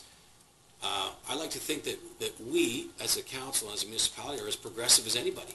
And if there's an industry and there's jobs, and you might know that's a rather popular commodity right now for any level of government, We're not gonna demonize a particular applicant merely because they're growing a substance that 30 years ago was considered taboo, used by hippies. I mean, I hope we're all past that now. I hope we all appreciate the medicinal properties, the fact that it's an economic industry. But we have to make these decisions intelligently. So that's how it happens. It happens because we don't have authority over everything that happens within the municipality. We're only one small level of government. So Health Canada, let them build all that? Is that what you're telling me? No, but the municipality was powerless to prevent them. We're also governed by the rule of law. We can't go in there and tear up their barn and say, you know what, we have a suspicion that ultimately you might one day contravene one of our bylaws, therefore you have to stop. Until they can go to court and preclude us from, there's what's called mandamus. They can compel us to issue a permit for their pole barn. They're not required to disclose what they may one day do, and we're not allowed to speculate. The only question is, do they meet the laws that we have in place at the time they make the application? So that was all met? That's what you're telling me? Every single step of it. And yet we came to get a little bit of extra land that's already farming land to put on 2 miniature donkeys and a horse, and we had to have signage on our property that said we were doing that, letters went out to all the neighbors, and nothing. We got nothing. I wanted to build an aluminum shed right next to the property line where there was no house, and I had to go through permits and requirements, and I didn't even want to put up a farm of solar panels in everyone's backyard in the inner town residential subdivision. It's the way the world works. It's regrettable, but our hands are tied. We don't, we have to follow the law too. You say your hands are tied, You have to sit down and be recognized. Thank you. John, got you next. I'm the one that stopped at customs and talked to a customs officer about the smell and the aroma and everything else, about what the dogs can pick up. He used an example for me. And he says, people put marijuana in their spare tires. It holds air. It doesn't let air out. And that dog can smell that marijuana inside that tire. That's how strong that odor is. And he says, if you go across and that odor gets out, even a little bit, gets inside your pickup, your car, that dog picks it up, you are flagged for life. It doesn't come off your record. Every time you pull in, you're getting handcuffed, and your stuff's getting pulled apart. There's no questions about it. You made it very adamant about it. Let me ask you a question hypothetically. Is that to say that because that possibility exists, we should preclude thousands of jobs and economic activity because it's possible, theoretically, that might happen to somebody? I'm not saying it's an irrelevant consideration, but are we going to make planning decisions and economic decisions for the welfare of 34,000 citizens based on a hypothetical possibility? I'm not saying it's an irrational consideration, but I'm just saying we have to balance these things. It's not as simple as that. It's not as simple as, therefore, we have to deep six the farm. I agree with you absolutely, but there needs to be something in place where it's not built so close to houses, be agricultural houses, anything. There's a lot of places. Lakeshore is a big township. Those are all the consideries we're weighing as There's places out there in Comber where there's half a mile to a house. Comber doesn't want them. Why do we? But Mr. Mayor? As an example. Mr. Mayor, I think this gentleman's point is, if you get stopped and you smell like marijuana because you smoke marijuana, that's on you. But these people just live there. We understand that. They didn't, he's saying it's not of their doing. Yeah, My I think wife's we American, understand this point. Okay. and I drive across the border every day. That's my job. Yeah. Okay, Adam? Adam Reed. I'm not saying that it's bad. I lost my mom almost over 2 years ago now. She had pancreatitis cancer, and then they gave her a year to live, and she had the lead pill or something like that. It helped her out for the last, I bet you, 4 months. And after watching my grandpa pass away of it, it helped her out a lot. I'm not against it, by all means. There's a lot of people out there, actually, I think I know 2, 3 people that have, what is that, I don't even know what's associated with disease again. Parkinson's. Thank you. I have one person that, know a person that's that. It helps them. It's great. But not in residential dwelling or whatever you want to call it areas. Put it away from where people are. That's all we're asking. I'm not asking for it to be, like I said, it's just put it where it belongs. Not in my backyard, not in anybody else's. I'm sure no one else here wants it in their backyard. Okay, Al? Yeah, thank you.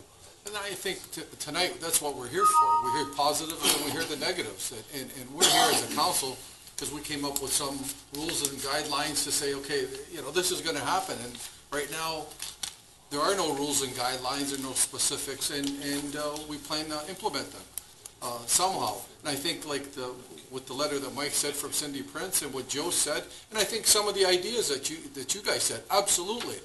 You know, is it going away? No, it's not going away. Realistically, no, it's not. And I think Steve hit the nail on the head many, many times. I think this is a great meeting tonight. I think a lot has come out of this meeting. And I think, like it says, if this gets deferred, which hopefully it does, and we could put all our brains together to figure out some kind of format, some type of structure, that's fine. I think the thing that hurt probably most of the public, and even myself, and maybe some of our counselors, is that we know that this, not to specifically the group, but you guys went and got your permit, you did everything, and we're hearing all this stuff all over the internet and all over the news and all over the place, and we're sitting here as counselors going, you know, we didn't approve that, you know, and unfortunately, like I said, up to a point, we can't approve it, you know, but everything has been done, you know, the pole barn is there, and they've met the law to the T, and so I think tonight was a great meeting, and like I said, we have to, you know, like I said, a lot of great suggestions, a lot of good ideas, and we have to put a plan in because it's happening, whether we like it or not. Jobs, you know, what are we going to say? We don't want the jobs here, but Chatham Ken will take it over there, and, you know, we're going to say, and then we're going to have another room full of people saying, what happened to those 2,000 jobs? They're in Chatham now rather than here. So it's just, like I said, I thought it was pretty good, and, you know, after we're done, like I said, I'd like to put a deferral on there. Moving it. Okay. Second by Steve. Comments. We have some additional information that's required. When it does come back. Oh, sure. I have no problem with that. Sure. Yeah, because I think one of the critical things we need to get clarified here is in your proposal, it talks about, and I'm glad Steve identified, we talked about the 150 meters, I think it is, from residential, and I mean, I read it, and I would have took it as a residential lot or a house type of thing, and that's what we need to get clear, is what is the distance from a residence? Because I believe in our windmill policies, we identify specifically to a residence, not a, That's right. you know, like that, Yeah. so that. Yeah. The other point I think needs to be clarified for these individuals, Mr. McGuire was the one who identified it, is, like, for instance, parents' lot, that's on a severed lot. And I thought those were deemed as residential, because they can't, like, for instance, you can't put a horse barn on his dad's property, et cetera, et cetera. So I think that maybe needs to be, and not necessarily, you know, a long discussion tonight on it, but we need to get that information so the individuals know what their situation is. But specifically, we need to identify what's the setback from a residence. That's more critical than, you know, the camouflage or whatever you want to call it, saying, well, is it residential or is it agriculture, whatever? It is a residence, and that's how individuals look on it and should look on it, is that. That's pretty important. Okay. And one other point, if I may, because we talked about, because the question or issue of the setbacks came up, and about the issue of being agriculture. I'd be interested, if we look at an agricultural facility, and I'll use like a livestock operation, which is an intensive livestock, or intensive agriculture, and I would consider this as intensive agriculture. There's setback standards for those. And I guess I'd like to have that information available to us next time we have any discussion on this. So anyway, those are the two critical points I think that are... I'm hoping that all these points, we've taken them all down and we'll have those answers for it. Thank you. Okay, on the motion to defer, all in favor? Okay, that's carried. So it'll be deferred. Hopefully when you get back to us with your public meeting, that's going to allow everyone to come there and answer a lot of questions at your public meeting you're going to be holding. So, all right, we have a council meeting to start. In fact, we ain't even all done with delegation. No, you got another delegation.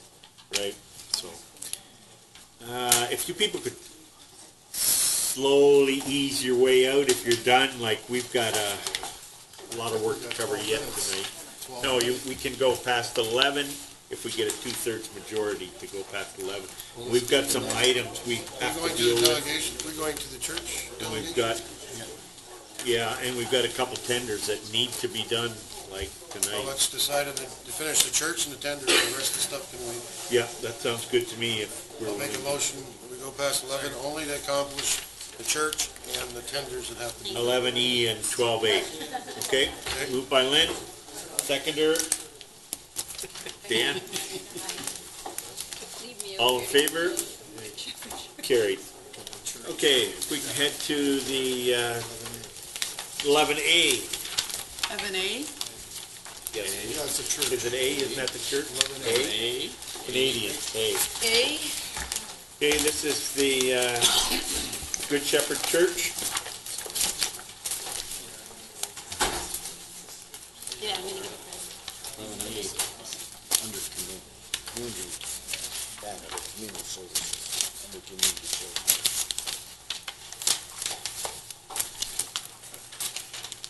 Cindy? Thank you, Your Worship, members of council. The application before you tonight is not a statutory public meeting under the Planning Act. It is an application for site plan approval. The applicant is the Diocese of London. The owner of the property is Lakeshore Oasis, Inc. Property is located at 486 Lakeshore Oasis, and